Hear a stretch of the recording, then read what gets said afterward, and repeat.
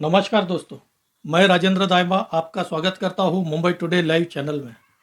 पहलगाम हमले के बाद भारत ने पाकिस्तान पर सबसे पहले स्ट्राइक की, वह सिंधु जल समझौता स्थगित कर कर भारत ने यह रद्द कर दिया।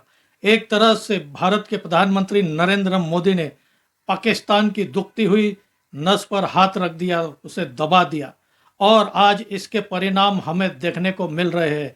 जिस तरह से पाकिस्तान के नेता और आर्मी के अधिकारी भारत के खिलाफ पागलों की तरह बयान दे रहे, भारत को जिस तरह धमकी दे रहे, इससे उनकी बौखलाहट साफ नजर आ रही है। भारत के प्रधानमंत्री सिंधु जल समझौते को स्थगित करते समय कहा था कि खून और पानी एक साथ नहीं बह सकता। पाकिस्तान के हर छोटे बड़े नेता और सेना के अधिकारियों में एक तरह से भारत को धमकी देने की होड़ लग गई है। सबसे पहले हमने देखा पाकिस्तान के आर्मी चीफ मुल्ला मुनीर कुछ दिन पहले अमेरिका के दौरे पर गए थे। वहाँ वे अमेरिका की धरती से भारत को परमाणु हथियार की धमकी देते हैं। वे कहते हैं कि पाकिस्तान के अस्तित्व को खतरा हुआ तो हम आधी दुनिया को लेकर डूबेंगे। वे आगे अपने बयान में यह भी कहते हैं कि भारत अगर सिंधु नदी पर बांध बांधता है तो उसे हम 10 मिसाइलें मारकर तबाह कर देंगे। मुल्ला मुनीर की इतनी हिम्मत क्यों बढ़ गई है? इसकी वजह है अमेरिका के अध्यक्ष डोनाल्ड ट्रंप, क्योंकि अमेरिका के अध्यक्ष डोनाल्ड ट्रंप ने मुल्ला मुनीर को प्रोत्साहित किया है ये ऐसा बयान देने के लिए। डोनाल्ड ट्रंप ने मुनीर के कंधों पर हाथ रखा है, इसी वजह से मुनीर ऐसी धमकी दे रहे हैं। मुनीर की धमकी के बाद बिलावल भुट्टो ने भी भारत को धमकी दी है कि अगर भारत ने सिंधु पर डैम बांधा तो खून की नदियां बह जाएंगी। वे कई बार ऐसी धमकी गिदड़ धमकी दे चुके हैं और अभी फिलहाल ऐसी ही खोखली धमकी पाकिस्तान के प्रधानमंत्री शहबाज शरीफ ने भी भारत को दी है सिंधु जल समझौते को लेकर।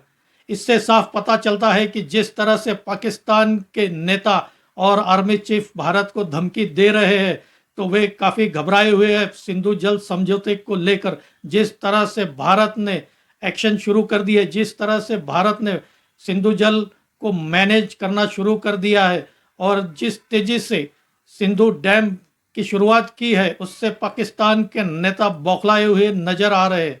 पाकिस्तान के नेताओं को यह समझ में आ चुका है कि जिस तरह से भारत ने सिंधु नदी पर काम तेजी से शुरू कर दिया है, उससे पाकिस्तान पर बहुत जल्द ही पानी का संकट आने वाला है। आधी से ज़्यादा आबादी पर यह संकट मंडरा रहा है और भविष्य में पाकिस्तान की जनता बूंद बूंद पानी के लिए तरसती नजर आएगी और इसी वजह से पाकिस्तान के हुक्मरान बिलबिलाए नजर आ रहे और बार बार भारत को न्यूक्लियर वॉर और युद्ध की धमकी दे रहे हैं।